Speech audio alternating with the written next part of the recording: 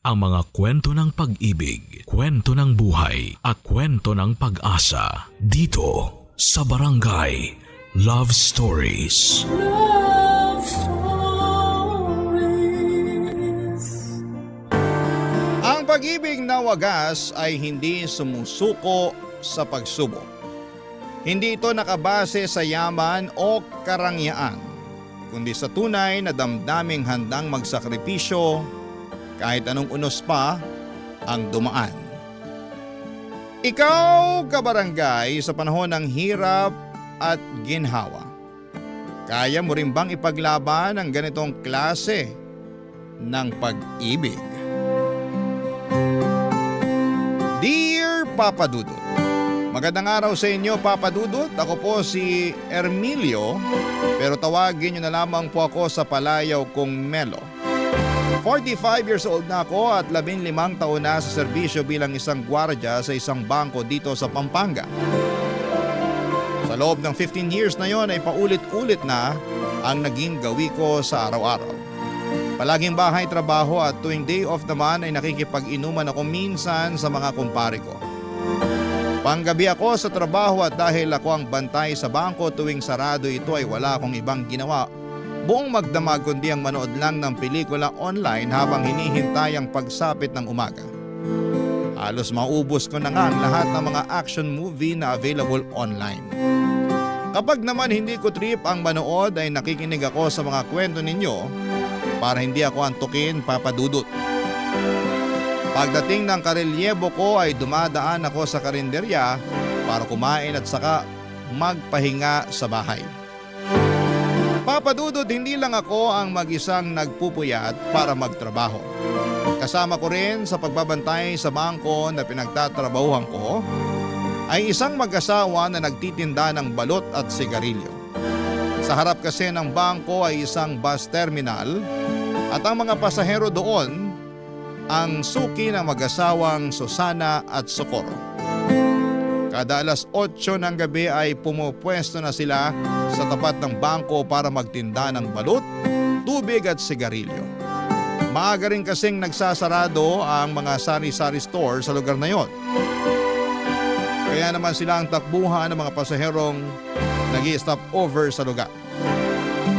Naging malapit ang puso ko sa dalawang matanda dahil gabi-gabi ko na silang nakakasama sa pagbabanat ng buto. Tandang-tanda ko pa nga noong unang araw ko sa trabaho, taong 2010, sinaway ko sila noong nakita ko silang nag-aayos ng pwesto nila isang gabi, Papa Dudut.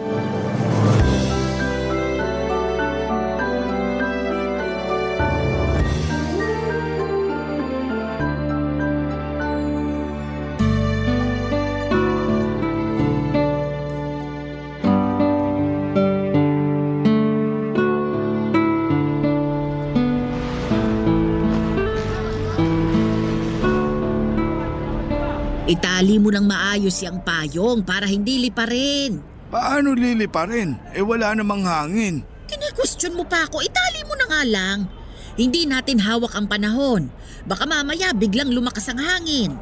Ito na, itatali ko na. Mawalang galang na po, Nay, Tay. Bawal po kayong magtinda rito.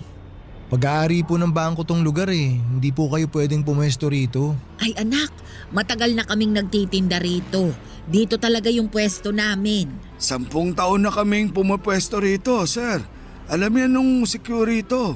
Ako na po yung bagong gwardya. Wala na po yung dati. Wala na si Rudy? Bakit? Anong nangyari sa kanya? Lumipat po siya ng agency. Di na raw po niya kaya magpuyat. Ganun ba? Hindi ba niya nabanggit sa'yo na may pumupwesto rito para magtinda? Hindi po eh. Hanggang alas 4 lang naman kami dito, sir. Bago pa magbukas yung bangko, wala na kami rito. Kaso po ngayon, mas maigpit na yung patakaran. Bawal talaga mga nagtitinda sa mismong labas ng entrance eh. Baka mamaya may dumating mula sa head office, ako po yung mapagalitan. Wala naman sigurong dadalaw sa inyo ng ganitong oras. Gabi na eh. Kahit doon na lang kami sa gilid para hindi makasagabal. Ayos lang ba yon? Ay, sigurado po ba kayo na matagal na kayo rito? Oo, 10 taon na kaming nagtitinda rito. Marami nang dumaang CQ dyan. Lahat sila kilala kami. O sige po, kung pinapayagan naman kayo ng mga dating security dito, di ko na po kayo paaalisin. Basta medyo gumilid lang po tayo ha. May CCTV po kasi. Mahirap na baka mapagalitan ako. Kasi simula ko pa lang po dito sa trabaho. Ay naku, salamat ha.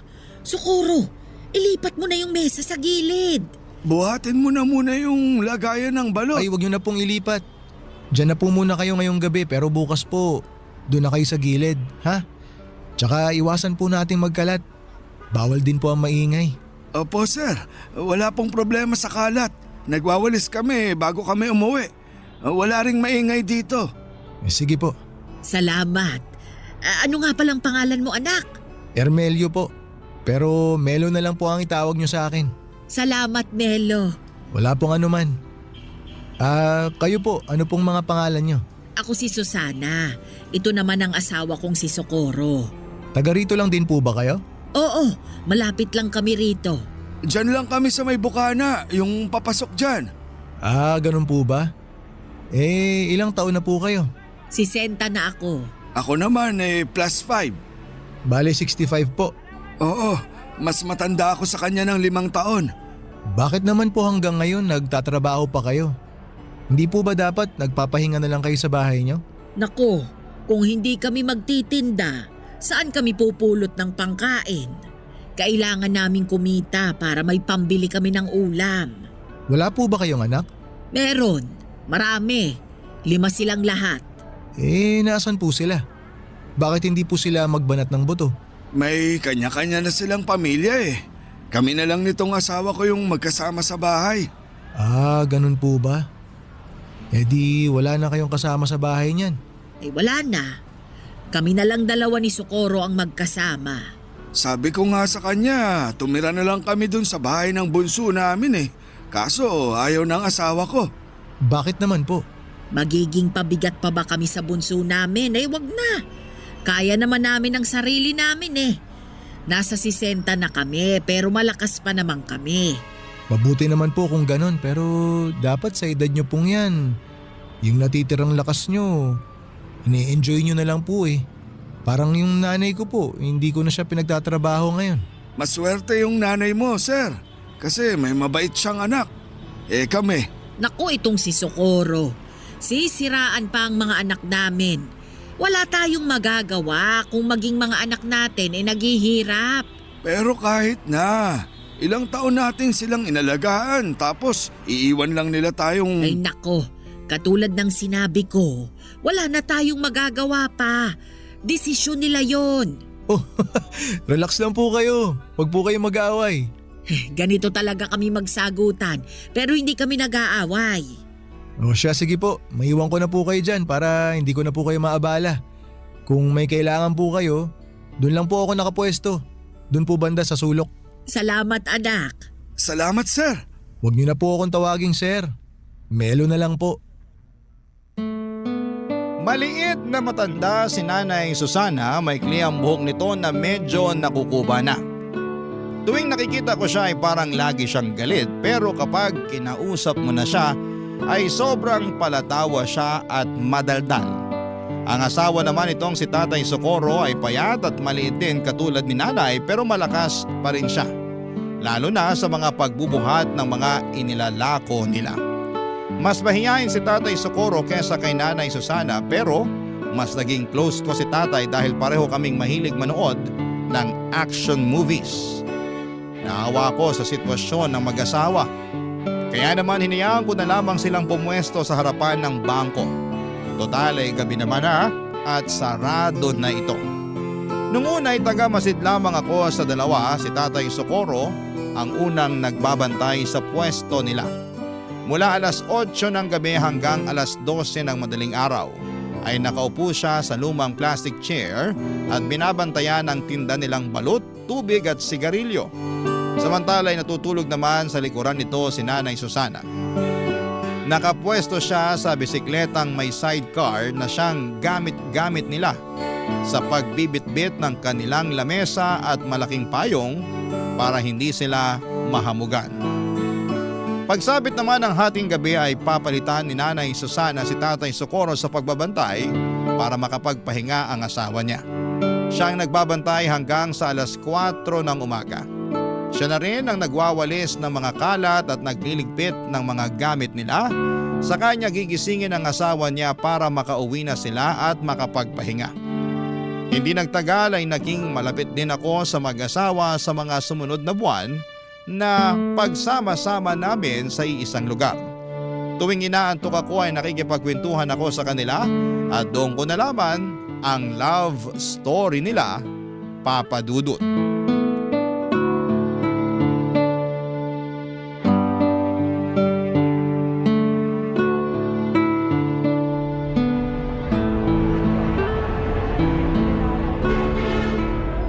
Tay, pabili po ako ng yosi.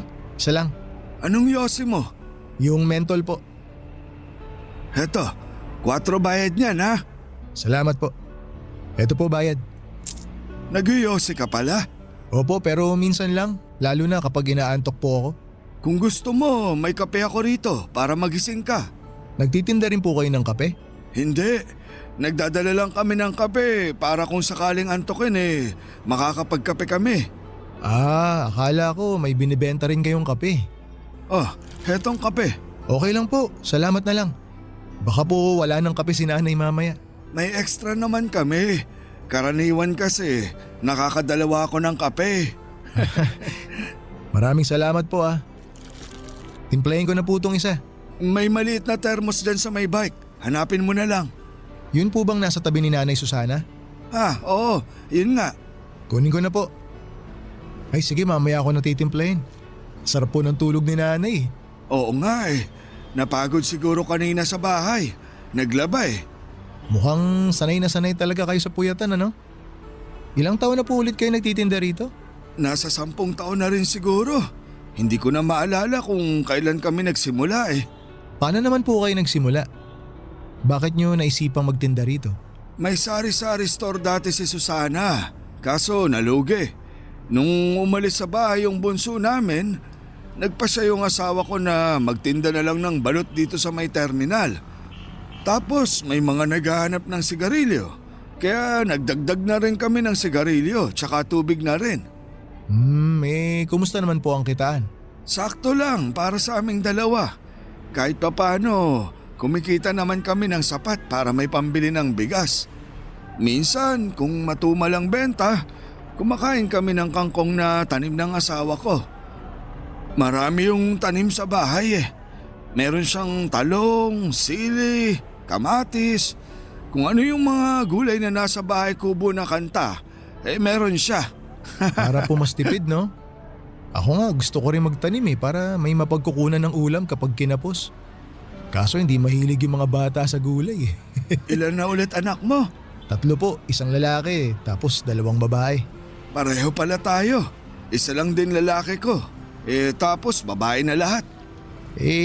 Matanong ko naman po kayo tay. Paano po kayo nagkakilala ni Nanay Susana? Mahabang kwento yan. Maaga kami nagkakilala niya ni Susana. Bata pa lang kami noon. Gaano po kabata? 16 siya noon tapos 21 naman ako. Nagkakilala kami sa isang pista. Ah, talaga po? Oo, kasama niya mga kaibigan niya noon. Puro sila sosyalin. Si nanay? Oo, mayaman yan noon. Inhinyero ang tatay. Tapos po, anong nangyari? Pinili ako kaya eto, naghihirap ngayon kasama ako. Hindi ko po maintindihan tay. Pinapili po ba siya? Nung sinagot kasi ako ni Susana, syempre hindi naman ako mayaman noon. Kargador lang ako Wala akong tinapos. Mahirap lang kami. Nung nalaman ng tatay ni Susana na ako yung nobyo niya, hindi sila pumayag. Ah, kaya siya pinapili. Ganun na nga. Pinapili siya ng mga magulang niya. Iiwan niya ako o itatakwil siya ng pamilya niya. Mas pinili na lang ni nanay na itakwil siya? Kaya nga siya nandito, di ba? Ayan mahimbing ang tulog. Talagang ipinaglaban po kayo ni nanay ano? Kaya nga ginagawa ko ang lahat para maging maayos ang buhay niya kahit na naghihirap kami. Lahat ng gusto niya, pinipilit kong ibigay. Kasi alam kong hindi ganito yung buhay na nakagisnan niya. Pero ito pa rin ang pinili niya dahil sa akin. Wala po bang pagsisisi si Nanay Susana sa ginawa niya? Wala siyang sinasabi sa akin pero may mga pagkakataon na ramdam ko na parang nagsisisi siya sa pinili niyang buhay. Minsan nga, nakokonsensya ako eh. Bakit naman po kayo nakokonsensya? Kasi huli na nung napagtanto ko na hindi pala sapat yung pag-ibig lang para magkaroon ng magandang buhay. Hindi sapat na mahal niyo ang isa't isa. Minsan, napapaisip ako, kung hindi ako pinili ni Susana, siguro maganda na ang buhay niya ngayon. Pero kita ko naman po tay na masaya si Nanay sa piling niyo. Tuwing magkasama kayo, naiinggit nga ako kasi ang sweet niyo pa rin tingnan. Kita ko sa mga mata niyo kung gaano niyo kamahal ang isa't isa. Kasi yun na lang ang meron kami. Wala kaming yaman. Ang meron lang kami ang isa't isa. Naantig ako sa love story nila Nanay Susana at Tatay Socorro. Pero sa parehong pagkakataon ay nalungkot din ako na hanggang sa pagtanda nila ay kayod kalabaw pa rin sila na para bang walang ipinagbago ang buhay nila noon hanggang sa kasalukuyan. Nakaka-relate ako sa kwento nilang dalawa dahil halos ganun din ang nangyari sa akin at sa unang babaeng inibig ko noon. Bago ko nakilala ang asawa ko ay meron akong babaeng minahal ng lubusan. Masasabi ko na siya ang taong bumasag ng puso ko ng sobra-sobra sa puntong muntik na ako mawala ng pag-asang makahanap pa ng pag-ibig. Nakilala ko siya sa isang charity event. Hindi pa ako gwardiya noon, tambay pa lamang ako dati na kung ano ang available na trabaho ay yon ang kinukuha ko. Naging driver ako ng isang NGO na tumutulong sa mga kabataang nakatira sa liblib na lugar. Miyembro siya ng naturang NGO at siya ang nanguna sa charity event na yon. Nasa passenger seat ko siya noon at sa kahabaan ng biyahe namin ay doon ko siya nakilala. Simula noon, Papa Dudu, tuwing kailangan nila ng driver ay ako na ang kinokontak nila. Hindi na mabilang ang charity na ginawa namin noon hanggang sa nagka-developan kaming dalawa. Nag-date kami ng ilang buwan hanggang sa sinagot niya ako. Tumagal po ang relasyon namin ng 2 taon pero naging patago ito. Hindi dahil sa kinakahiya niya ako kundi dahil alam niyang hindi papabor ang mga magulang niya kapag nalaman nilang ang boyfriend niya ay isang hamak na driver lamang. Noong natuklasan ng mga magulang niya ang relasyon namin ay doon na natapos ang pagsasama namin. Sa kasamaang palad ay mas pinili ng ex ko ang magandang future niya kaysa sumama sa akin sa hirap at sa ginhawa. Hindi katulad ni Nanay Susana, hindi ako ipinaglaban ng ex ko. Nang mga panahong kailangan ko siya na manindigan para sa aming dalawa. Barangay Love Stories. Barangay Love Stories. Matagal bago ako naka-move on sa pag-ibig na yon, Papa Dudut. Siya kasi yung first love ko na inakala kong makakasama ko na sa panghabang buhay. Masyado pa kasi akong bata noon para maniwala na ganon lang kadali ang pag-ibig. Hindi rin naman nagtagal ay nakahanap din ako ng babaeng tunay na ka-forever ko. Sabi nga nila kapag hindi napasayo ang isang bagay, ito'y dahil may ibang mas magandang bagay pa na darating para sayo. Ang naging pangalawang girlfriend ko ay siya na rin pong napangasawa ko. Isa siyang teacher na nakilala ko lamang dahil sa mga kaibigan namin. Nagtatrabaho na ako noon bilang gwardiya noong naging kami, Papa Dudut. Minahal niya ako ng buo at totoo at hindi naging hadlang ang estado namin sa buhay. Ngayon ay may 3 na kaming anak at kahit papaano ay nabibigyan naman namin ng maayos at komportableng buhay ang mga anak namin kahit na hindi kami mayaman. Kung ako ang tatanungin ninyo, Papa Dudut, ay wala akong pinagsisisihan sa naging takbo ng love life ko. Totoo na nasaktan ako noong nawala sa akin ang unang babaeng minahal ko, pero never ko siyang sinisisi na mas pinili niya ang future niya kesa sa akin. Nakita ko rin kasi na naging maganda naman ang outcome ng pag-iwan niya sa akin.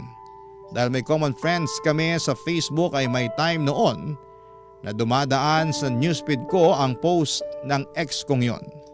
Kasal na siya at nakapangasawa ng isang politiko.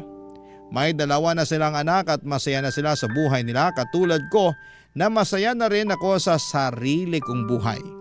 Kaya po natutuwa ako sa kwento ni Nanay Susana at Tatay Socorro dahil pinaglaban talaga nila ang pagmamahala nila. Isang gabi habang tulog si tatay ay isang bagay ang tinanong ko kay Nanay Susana, Papa Dudut.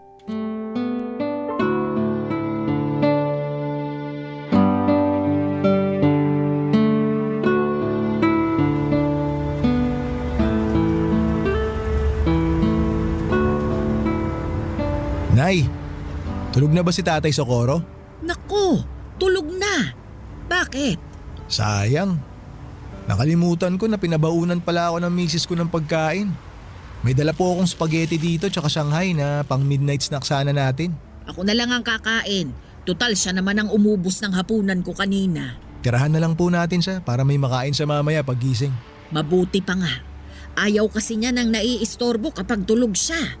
Ah, talaga po ba?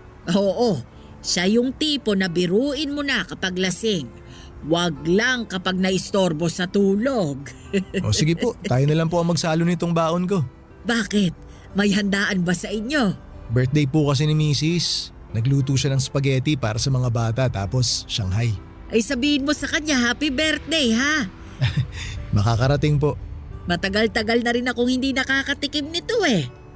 Alam mo, nung bata pa ako, kada kaarawan ko, hindi nawawala itong spaghetti.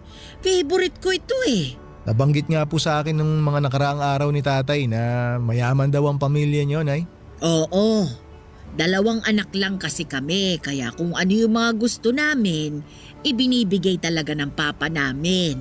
Kahit kailan, hindi po ba talaga kayo hinanap ng mga magulang niyo? Hindi. Hindi ko alam kung sinubukan ba nila akong hanapin. Hindi rin kasi nila alam kung nasaan ako eh.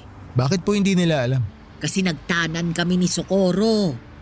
Walang nakakaalam kung saan kami nagpunta pati mga kaibigan ko.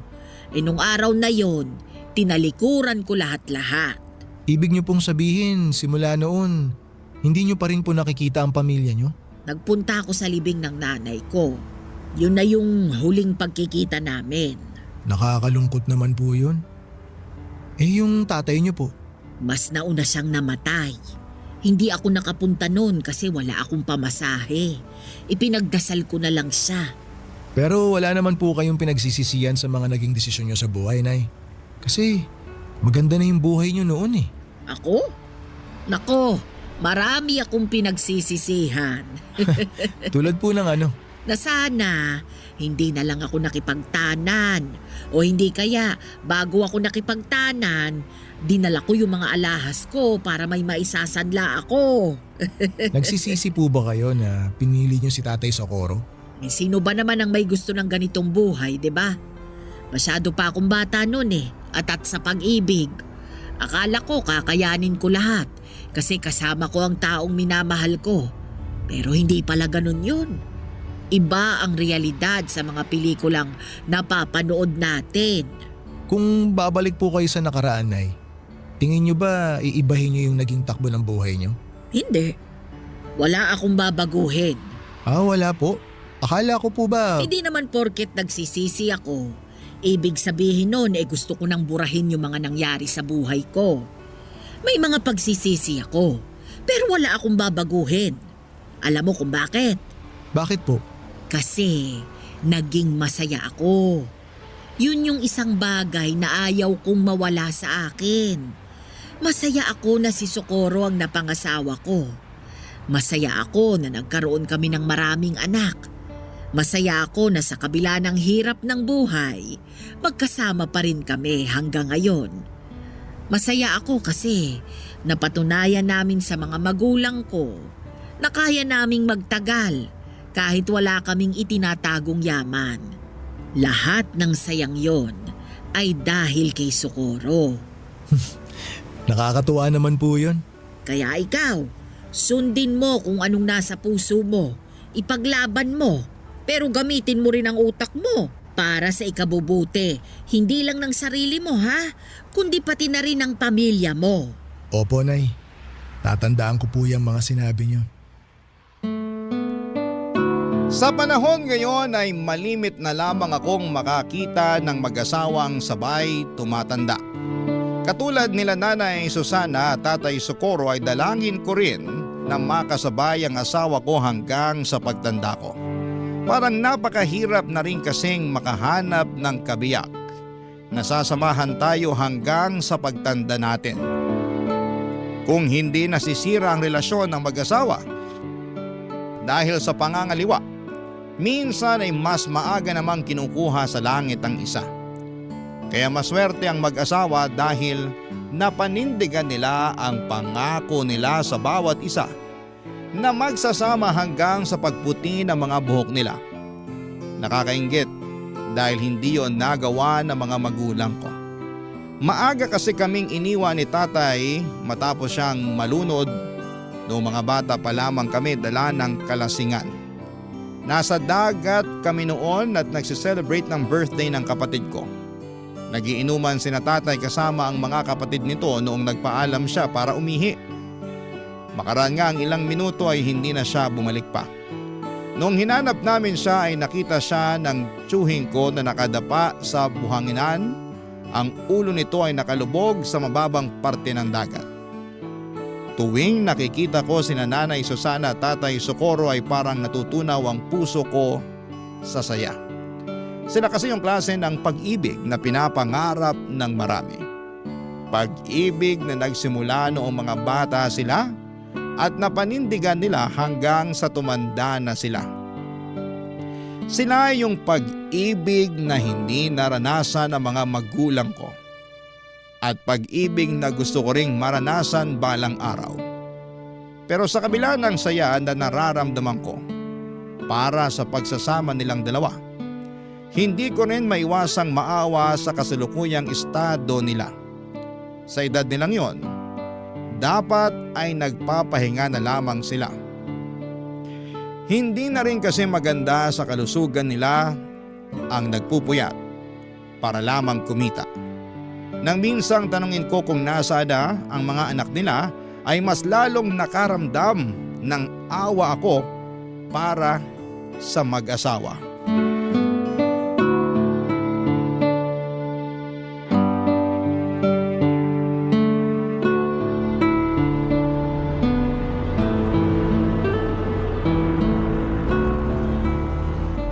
Melo, ano yung pinapanood mo?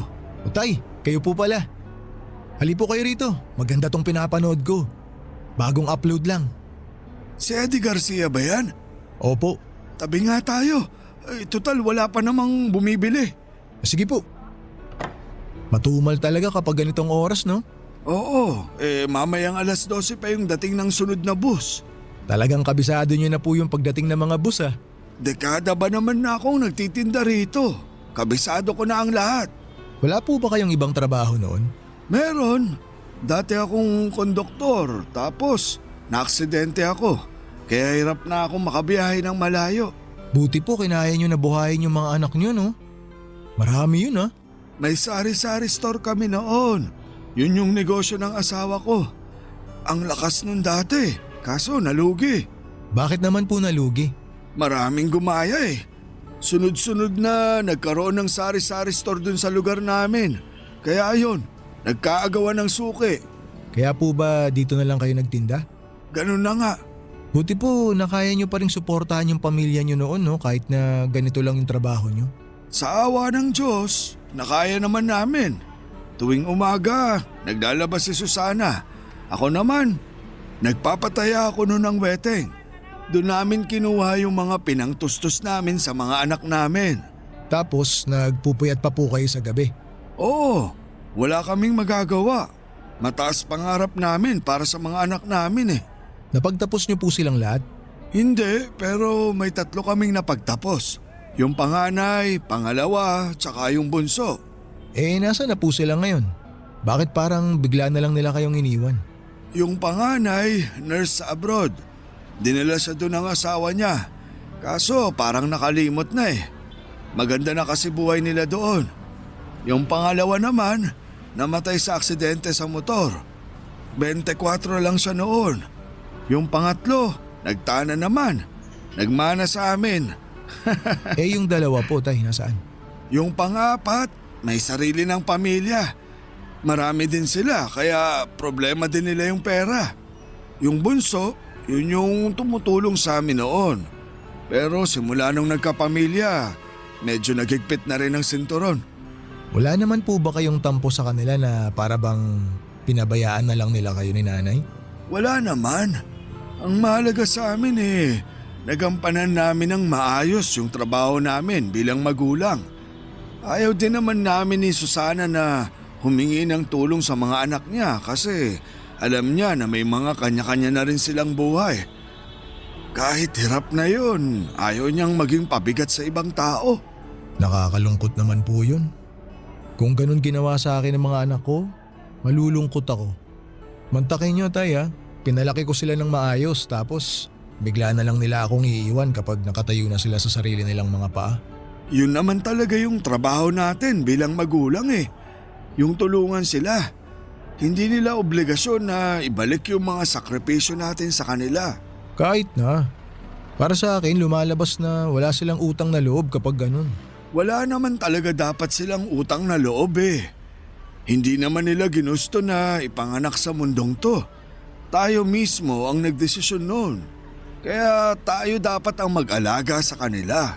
Tama po kayo pero sabi ko nga po, tay, nakakalungkot. Hindi rin naman siguro mahirap para sa anak na magbalik ng utang na loob sa magulang eh. Sa tingin ko parang obligasyon ng anak yun. Hayaan mo na sila. Ang mahalaga naman nasa maayos na ang kalagayan nila.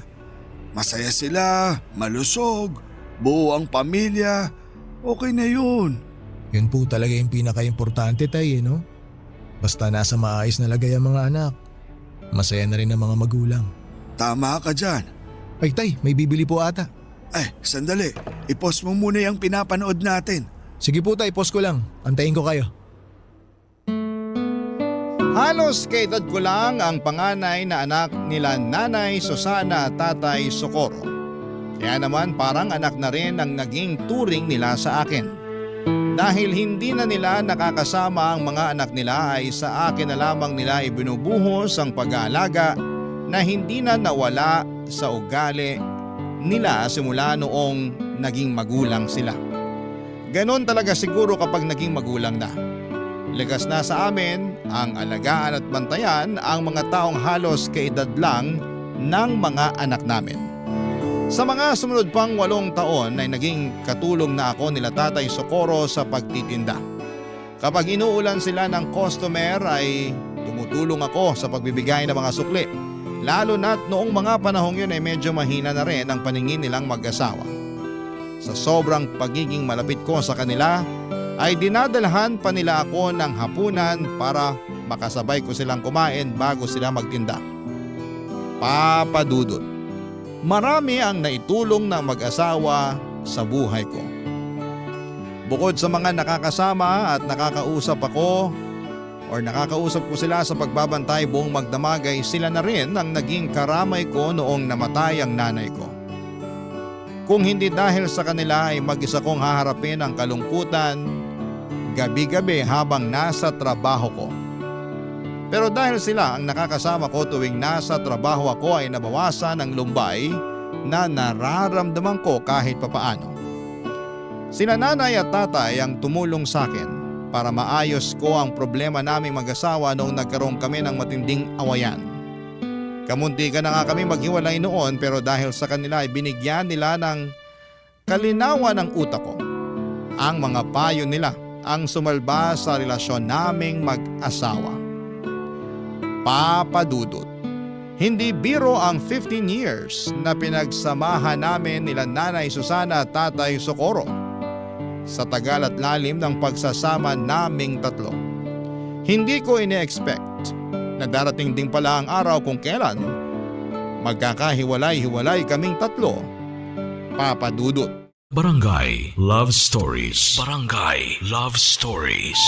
Marami na akong alaala kasama sina Nanay Susana at Tatay Socorro na kung sisimulang kong ikwento ngayon ay aabutin tayo ng maraming araw.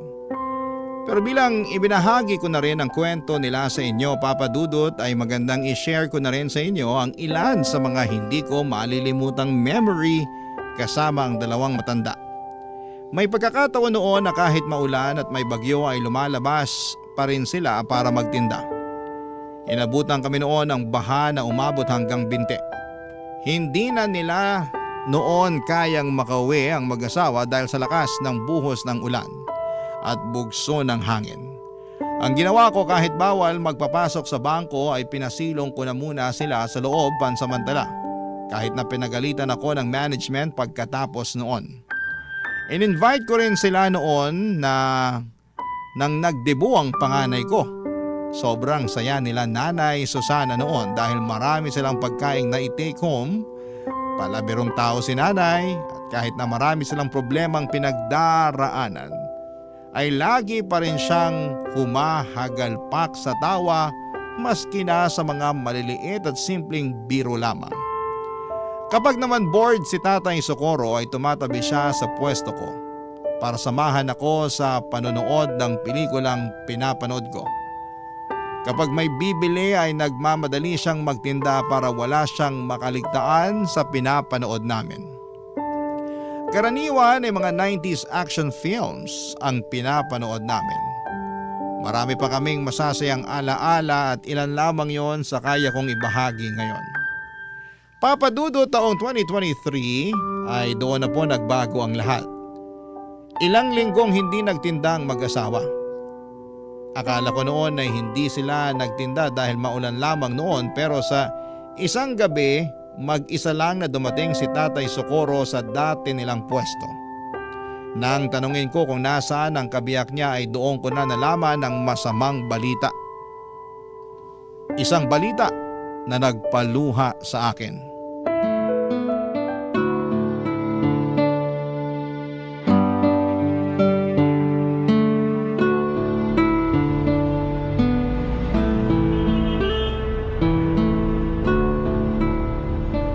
Tay Socorro, kumusta na po kayo? Ilang linggo rin kayo nawala ni Nanay Susana ha? Mabuti naman ako, Melo. Hindi niyo po ata kasama si Nanay ngayon, Tay. Nasa ospital siya ngayon. Ha? Bakit po? Anong nangyari kay Nanay? Di ba matagal na siyang inuubo? Opo, binilhan ko pa nga po siya ng gamot para mawala yung ubo niya eh. Ayun, mas lumala yung ubo niya. Nung nagsuka na siya ng dugo, itinakbo na namin siya sa ospital.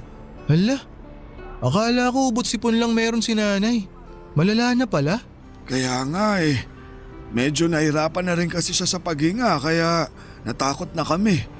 Yung bunso ko ang nagsabi na itakbo na siya sa ospital. Eh, kumusta na po si Nanay ngayon? Nasa ospital pa rin siya. Mukhang matatagalan pa bago siya makabalik sa pagtitinda. Ano po bang sakit niya? Alam niyo na po ba? May cancer si Susana, Melo. Ho? Ay, ano pong klaseng cancer? Lung cancer daw. Hindi ko nga alam kung paano niya nakuha yun eh. Akala namin yung mga nagkaka-cancer lang sa baga yung mga naninigarilyo. Oo nga, hindi naman nag-iossi si Nanay ah.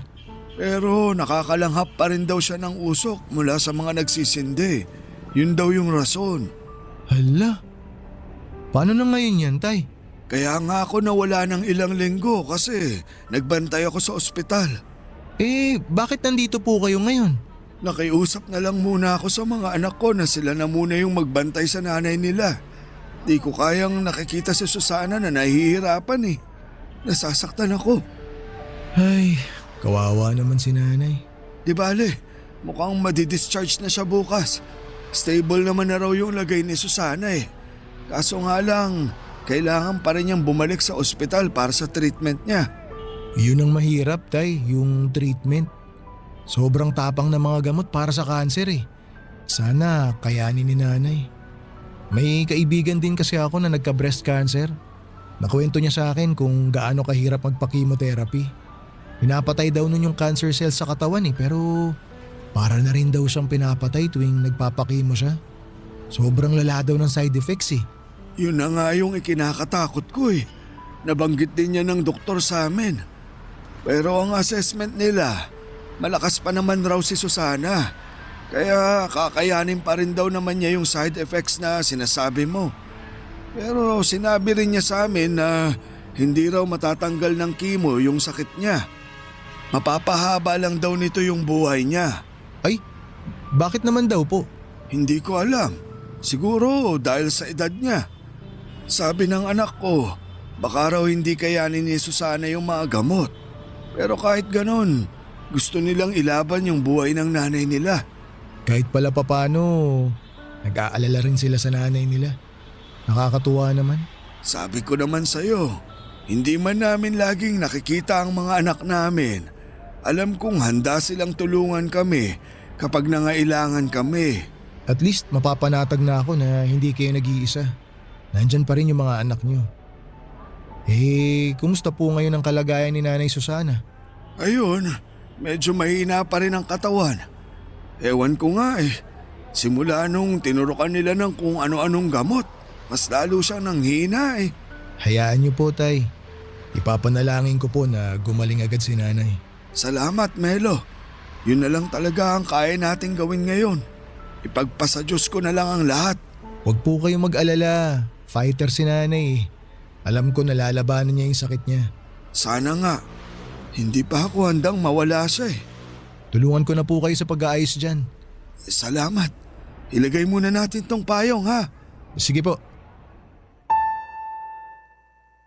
Kailanman ay hindi ko nakita si Nanay Susana na nagsindi ng sigarilyo.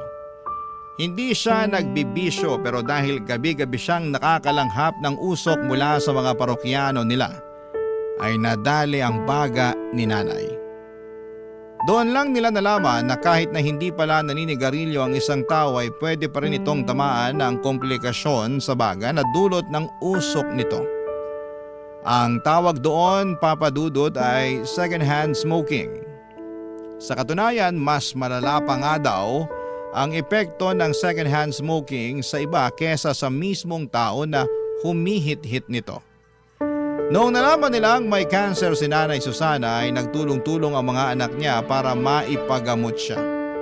Kaso nga lang ay mahal ang mga treatment na kinakailangan ni Nanay, lalo na't late stage na ang sakit niya. Sa mga unang buwan ay nagawan pa nila ng paraan ng mga gastos sa ospital. Pero kalaunan ay nawalan din sila ng mapanghuhugutan. At para hindi mahirapan ang kanyang pamilya, si Nanay Susana na mismo ang nagdesisyon na huwag nang ituloy ang treatment niya. Masyado na raw siyang matanda para ipaglaban pa ang buhay niya. Isa pa ay hindi na raw nito kinakaya ang mga side effect ng treatment niya. Tanggap na niya na hanggang doon na lamang ang buhay niya. Kaya mas pinili na lamang niyang maghirap ng mag-isa kaysa idamay pa ang pamilya niya. Nakakalungkot na parang sumuko na lamang si Nanay Susana sa buhay pero naiintindihan ko kung bakit mas pinili niyang tumigil na lamang sa pagpapagamot. Mahirap kasing lumaban kung ikaw mismo ay walang pera para ipaglaban ang sarili mong buhay.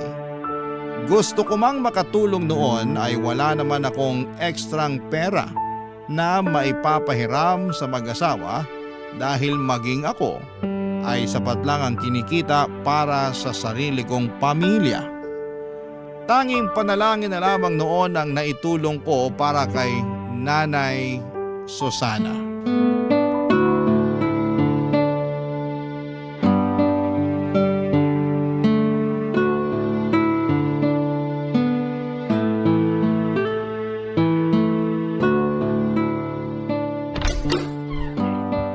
Susana, hulaan mo kung sinong nandito. Sino? Ako po to, Nay. Si Melo. Ay, ikaw ba yan, Melo? Anong ginagawa mo't naparito ka? Wala naman po. Gusto ko lang po kayong makita ulit. Namiss ko kayo eh. Matagal na kayong hindi nagpapakita sa pwesto. Kailan po kayo babalik? Nako, mukhang malabo nang mangyari yan. Bakit naman ho? Eh di wala nang kasama si Tatay Socorro niyan magtinda ng balut. Kaya niya na yan, matanda na siya. Anong kaya? Ikaw yung hinahanap-hanap lagi ng mga parokyano natin. Opo, ang dami po naghahanap sa inyo, Nay. Nagtataka na nga rin yung iba bakit di raw po kayo nagpapakita sa kanila eh. Kumusta naman po kayo, Nay? Eto, mukhang mamamatay na. Nay, wag naman po kayo magbiro ng ganyan. Si Susana talaga, kung ano-anong pinagsasasabi. Ay bakit? Totoo naman na. Tingnan niyo nga ako. Mukha pa bang kaya kong bumalik sa dati? Oo naman po. Makakabalik po kayo sa dati. Magtiwala lang po kayo. Makikita nyo, mabilis kayo makaka-recover. Nako, hindi na ako umaasa dyan. Bakit naman, Nay? Tumigil na ako sa pagpapagamot. Inaantay ko na lang na malagutan ako ng hininga. Si Nanay talaga oh. Abay, totoo. Nakikita mo ba ang itsura ko? Ang payat-payat ko na. Hirap na nga akong makatayo ng mag-isa eh. Medyo sumeksi nga po kayo eh. Pero alam ko naman po na makakabalik pa rin kayo sa dati. Tiwalang-tiwala po ako sa pag-aalaga sa inyo ni Tatay Socorro eh. Hindi ba, Tay? Oo naman. Wala eh. Gusto ko mang mabuhay pa ng matagal. Diyos na mismo ang nagpasya. Hindi mo naman alam kung yan talaga ang gusto ng Diyos eh. Bakit mo siya pinapangunahan? Hanggang ngayon ba, Socorro? Hindi mo pa rin matanggap na mamamatay na ako? Hindi. Kailanman, hindi ko tatanggapin na mamamatay ka na. Mas mabuti pang ako na lang yung mamatay kaysa ikaw. Tingnan mo to, ang drama. Nako, bakit po ba patay ang pinag-uusapan natin? Wala pong mamamatay kahit isa sa inyo kasi matagal pa po tayong magkakasama. Melo, matanda na ako. Hindi ko nakakayanin pang labanan tong sakit kong to. Yung mga mas bata nga sa akin nadadali pa eh. Partida nagpapagamot pa ang mga yon. E paano na lang ako na matanda na nga, tumigil pa sa pagpapagamot. Ang bilis nyo naman pong sumuko, Nay. Habang humihinga, wag po kayong mawala ng pag-asa. Tanggap ko na malapit na kaming magkita ni kamatayan. At saka kahit ngayon pa kami magharap, hindi ako natatakot. Hindi po kayo natatakot na mamatay, Nay? Hindi. Tingin ko, nagawa ko naman na lahat ng kailangan kong gawin sa buhay eh. Masaya ako sa naging takbo ng buhay ko. Kaya handa na ako. Ang totoo niyan, hindi takot yung nararamdaman ko ngayon eh. Alam mo kung ano? Ano po? Lungkot. Nalulungkot lang ako kasi iiwan ko na yung asawa at mga anak ko. Hindi ko na makikitang lumaki yung mga apo ko. Hindi ko na matutupad yung pangako ko kay Socorro na magsasama kami sa hirap at ginhawa. Matagal mo na akong sinamahan sa hirap. Hindi mo na kailangang isipin yun. Melo, may hihilingin lang sana akong pabor sa'yo. Sige po, Nay. Ano po ba yun? Ikaw nang bahala sa asawa ko ha. Bantayan mo siya.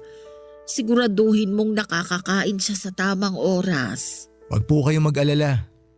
Ako na pong bahala kay Tatay. Parang sira talaga tong si Susana eh.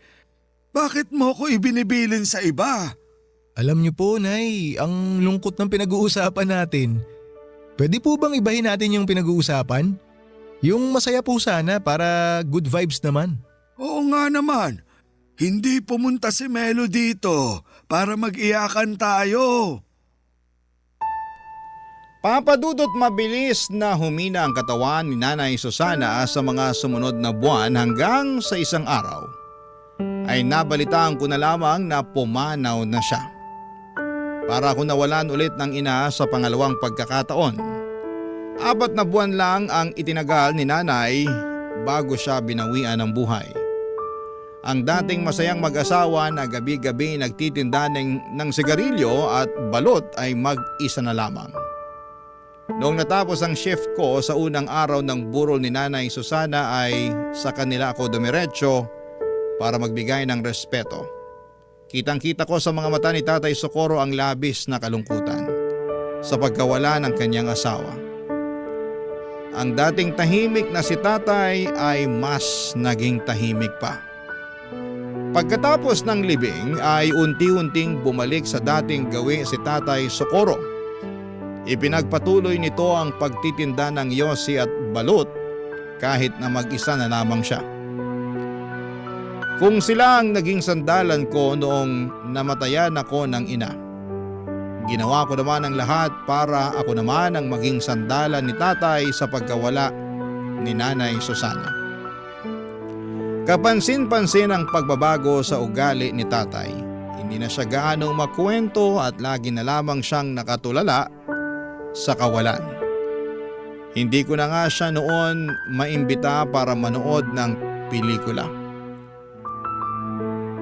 Isang buwan nang lumipas habang abala ako sa panonood sa cellphone ko, isang gabi ay nagulat ako nung isang babae ang napasigaw sa may pwesto ni Tatay Socorro. Nagmamadali akong lumapit sa kanila noong nakita kong nakatumba na si Tatay mula sa kinakaupuan niya. Ang kwento sa akin ng babae ay bibili sana siya ng balut pero tulog ang matanda. Sinubukan niya itong alugin para magising pero sa halip na magising ay natumba siya. Agad akong tumawag ng tricycle at tinakbo namin si Tatay sa ospital pero idiniklara siyang wala ng buhay. Namatay siya nang hindi namin namamalayan. Papadudot atake sa puso raw ang sanhi ng pagkamatay ni Tatay Socorro. Siguro'y ganon talaga nila kamahal ang isa't isa ni Nanay Susana na hindi nila kayang mapaghiwalay. Isang buwan lang ang pagitan ay sumunod kaagad si Tatay kay Nanay Susana. Ngayon tuwing nakikita ko ang dati nilang pwesto ay napapangiti na lamang akong mag-isa habang binabalikan ang mga masasayang ala-ala naming tatlo.